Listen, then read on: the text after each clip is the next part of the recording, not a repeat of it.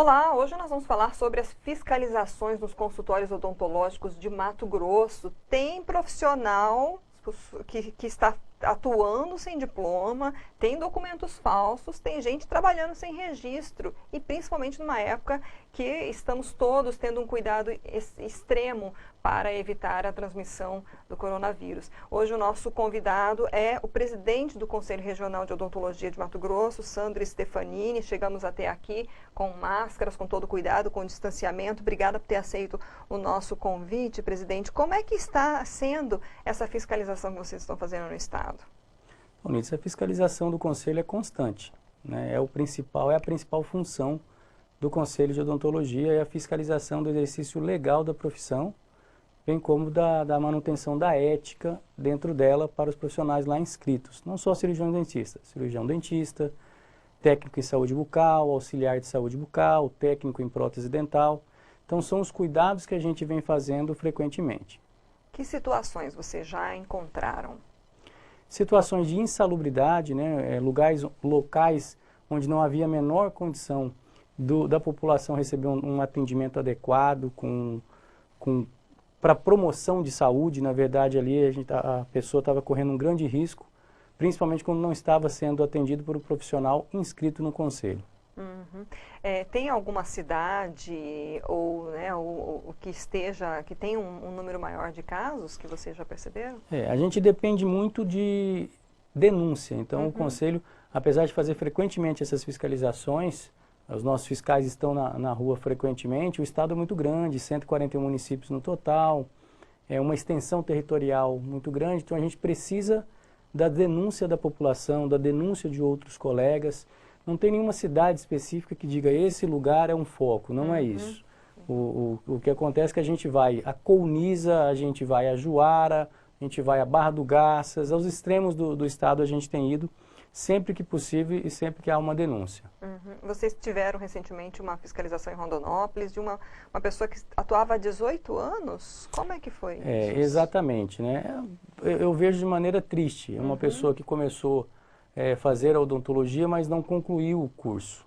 Então ela abandonou o curso em 2002, faltando na grade curricular dela 2 matérias para que ela pudesse realmente concluir, e resolveu infelizmente pegar um caminho errado. Ela entrou, na verdade ela não se inscreveu no Conselho, ela apresentou à Prefeitura de Rondonópolis, ela foi contratada pela Prefeitura de Rondonópolis no ano de 2009, com um diploma falso.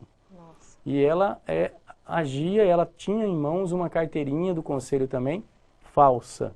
Então a nossa fiscalização, numa fiscalização de rotina nesse caso, isso no final de agosto de 2019, nós conseguimos constatar, e ela dizia que aquilo ali era um erro do Conselho. O Conselho foi fazer uma investigação mais profunda mesmo, porque o número da carteirinha dela do CRO não batia com o documento pessoal. Uma mulher, inclusive, e o número da carteirinha era de um homem, de um cirurgião dentista, regularmente inscrito no Conselho. Nossa. E aí nós fomos atrás, fizemos a investigação, denunciamos ao Ministério Público, à polícia, e por fim conseguimos que ela fosse exonerada da Prefeitura de Rondonópolis, e a Justiça agora está tomando conta do caso. Até uma questão que eu ia perguntar, quais são as sanções em relação a isso? Porque a gente vê assim, o Conselho Regional, ele é um órgão de classe, né, que fiscaliza isso, mas esse tipo de situação é crime, né? Então a pessoa ela pode responder civil, criminalmente. Quais são assim as... É bom deixar claro que o Conselho, ele atua sobre aqueles seus inscritos. Os profissionais ditos práticos, eles não são inscritos no Conselho, portanto eles não têm penalidade no Conselho Regional de Odontologia, infelizmente. Ao meu ver, esses profissionais que já lesaram a população, sendo falsos dentistas, não deveriam mais poder nem sequer ter uma inscrição posterior no Conselho. Mas eles podem, se eles concluírem um curso, eles podem depois vir se inscrever. Não quer dizer que na justiça comum, parte criminal, ele não responde, ele vai continuar respondendo. Então o que a gente faz, assim, que é um dever de toda a população, de todo ser humano, é denunciar. Denunciou, chama a polícia, leva lá e a pessoa tem que responder criminalmente. Infelizmente, mesmo quando a gente tem essas prisões, e já aconteceu anteriormente, aqui em Cuiabá mesmo o DECOM age bastante, porque quando a gente faz a denúncia, o DECOM está indo lá, o Ministério Público está sempre conosco, também as vigilâncias sanitárias dos municípios, que a gente nunca vai sozinho. A gente sempre procura ir com a vigilância sanitária do município também, porque aí você abrange mais, a vigilância tem um poder de polícia O conselho em si não tem esse poder de polícia, então a gente às vezes não consegue nem sequer lacrar um consultório falso. A gente tem trabalhado em conjunto com esses órgãos e tem feito a apreensão dessas pessoas. Uhum. A gente, falando das consequências para o profissional, mas para o paciente, que problemas de saúde pode trazer consequências graves, tratando num profissional assim? Muito graves, inclusive a morte. Veja bem, a gente tem diversas possibilidades de contrair alguma doença ali, não é só hoje na época do Covid, né? O cirurgião dentista, ele já se prepara na academia para que ele tenha uma proteção dele mesmo através dos EPIs e possa proteger também o paciente dele que está ali. Então a gente já usa óculos no paciente para que nada venha cair na conjuntiva do olho. A gente tem todo um cuidado para que aquele paciente não receba nenhuma contaminação cruzada. E aí, aquele que não é profissional, ele não sabe, ele não viveu na academia para saber. Então ele despreza, ele nem sequer sabe esterilizar o material corretamente, não sabe condicionar o material corretamente. Então a chance desse paciente contrair qualquer doença em qualquer fase é muito grande. Então hepatite B, que é uma das que mais matam cirurgiões dentistas que acometem a odontologia e outras doenças infecto-contagiosas, o paciente vem ali para ter saúde, não é um profissional habilitado, não é um profissional que realmente acabou o curso de odontologia e se inscreveu no conselho. Esse daí nem é um profissional, né? Ele pode acabar trazendo mais doenças de contaminação cruzada para os pacientes. Você falou muito da importância da denúncia, né? Como é que um paciente ele pode, então, se prevenir? Porque ele não precisa esperar trazer, sei lá, um problema sério, fui lá, tratei, não deu certo e agora que eu vou ver se realmente esse profissional está habilitado ou não. Como ele pode conferir, né, se aquele profissional é correto, está correto no conselho e, de repente, denunciar antes? Basta acessar o site do Conselho Regional de Odontologia, lá ele encontra a relação de todos os profissionais inscritos. E aí ele sabe se ele é regularmente inscrito ou não. E observar qual é a categoria que ele está inscrito. Se é de cirurgião dentista, se é de auxiliar, se é de técnico em saúde bucal, se é de técnico em prótese dental. Porque também já pegamos práticos na odontologia que eram inscritos no conselho em outra categoria. Por exemplo, um técnico em saúde bucal que estava atendendo como se fosse um cirurgião dentista. Esse a gente consegue penalizar no conselho, porque ele é inscrito no conselho.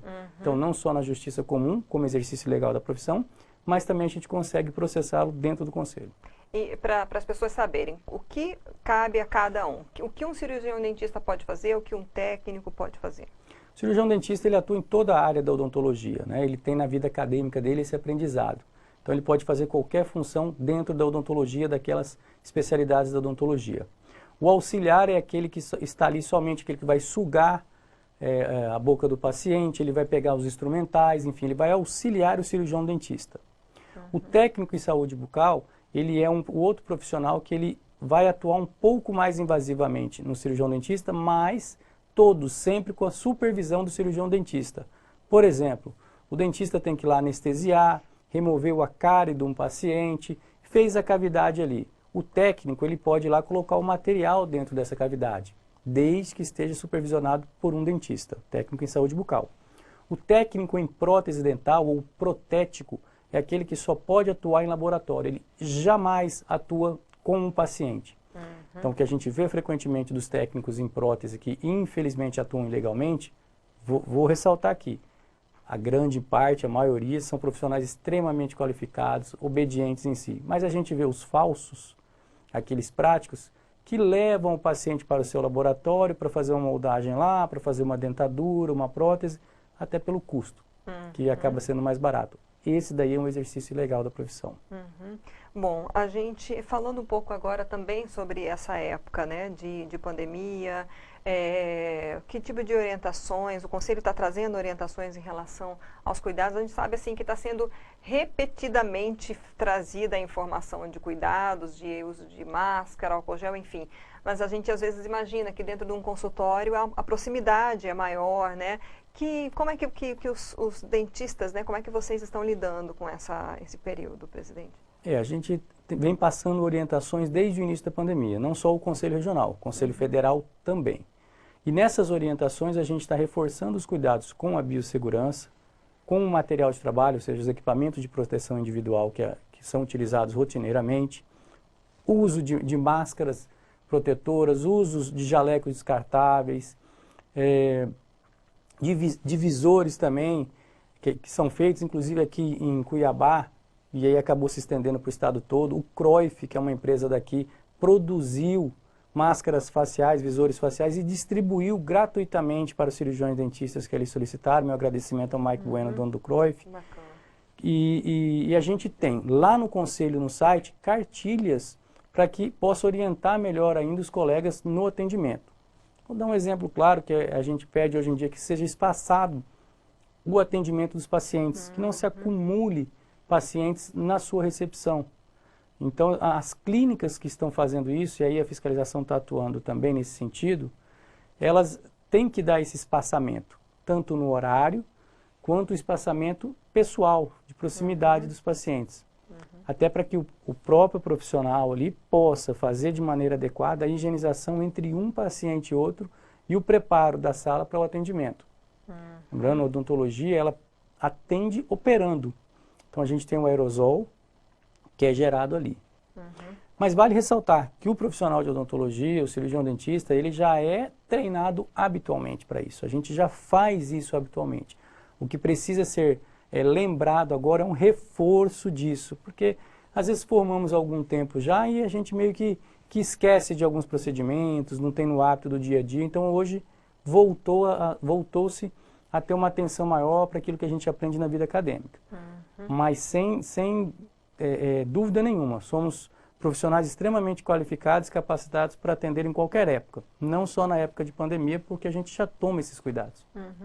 Bom, para a gente encerrar, então, vamos repetir aí as vias de denúncia, né? Quem desconfiar ou souber, como que pode fazer para denunciar um profissional que esteja agindo falsamente? Ele pode entrar diretamente no site do Conselho Regional de Odontologia, lá tem a ouvidoria, a denúncia pode ser anônima, lá ele vai encontrar também os diversos telefones que estão à disposição para fazer essa denúncia. Ele não precisa se identificar, basta ele nos fornecer informações precisas para que a gente possa ir atrás também.